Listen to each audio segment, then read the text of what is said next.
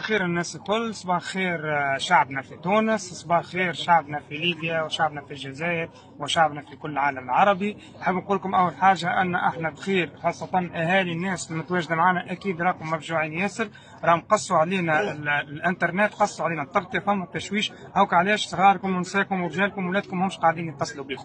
نرجع توا لموضوع القافله. بالنسبه للقافله نحن تم منع القافله من المرور في مدخل مدينه سرت، وتم تعليل ذلك بانتظار التعليمات، والى حد الان لا نعرف هل سنمر ام لا، لان المواقف الذي الامنيين نتواصل معهم، ثم من يقول بعض ساعات تمرون، وهنالك من يقولون ان مصر رافضه وبالتالي لن تمر، فليس لدينا معلومه واضحه وثابته بهذا الخصوص، ونحن ننتظر التوضيحات من الجانب الامني المعترض على المرور. طلبوا منا قائمه بالجوازات وبالاسامي، وفرنا هذه القائمه ونحن ننتظر الموقف. بالنسبه لنا نحن كما قلنا منذ انطلقنا من تونس لن نعود الى الوراء، كل خطوة في اتجاه غزة هي خطوة ثابتة ومحصلة ولن نتراجع عنها. نحن نريد أن يكون وجودنا ووقفتنا هذه أن تكون في معبر رفح أمام الكيان الصهيوني، وأن يحاصرنا الكيان الصهيوني، وأن نضغط من أجل كسر الحصار على غزة. ولا نريد ولن نريد أن تكون هذه الوقفة في ليبيا أو في مصر أو في أي أرض عربية، لأن هذا وطننا وهذه بلداننا، ونحن المفترض أن نسير باتجاه هذه البلدان. آخر حاجة هما رسالتين، رسالة إلى الحكومة الليبية في الشرق، نقول لديكم موقف ثابت من القضية الفلسطينية وهذا نعلمه. برلمانكم جرم التطبيع مع الكيان الصهيوني وهو في ذلك أجرأ من عديد البرلمانات.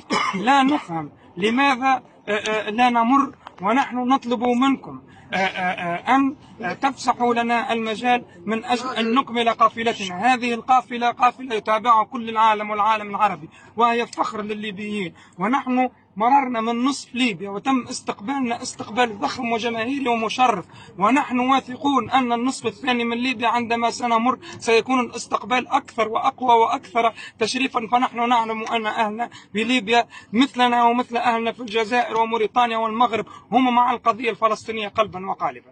هذه الرسالة الثانية هي لأصدقائنا القراب منا، أهالينا في ليبيا القراب من الموقع الموجودين فيه، جيبوا لنا ما بارد، جيبوا لنا خيم، جيبوا لنا احتياجاتنا، رانا تعبنا، رانا معانا رجال كبار، رانا معانا نساء، راهي الشمس قويه، راهو ما عندناش حتى تواليت، راهو حتى النساء باش يدخلوا تواليت ما عندناش تواليت، عندنا صحراء منا وصحراء منا. جيبوا لنا على القليله تواليت متنقله باش ينجموا يقضيوا فيها حمام، بيت حمام متنقل باش ينجموا يستريحوا.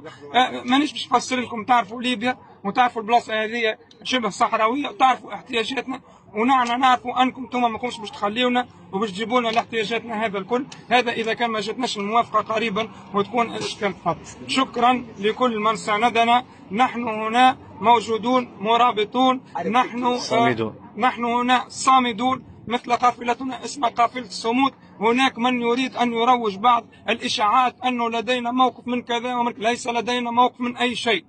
نحن ماشيون لغزة، نحن مع كل الشعب الليبي شرقا وغربا وشمالا وجنوبا، وليس لدينا اصلا لا نفهم طبيعة الوضع هنا في ليبيا، ونحن نفهم فقط طبيعة الوضع في غزة الذين يحتاجون مساعدة.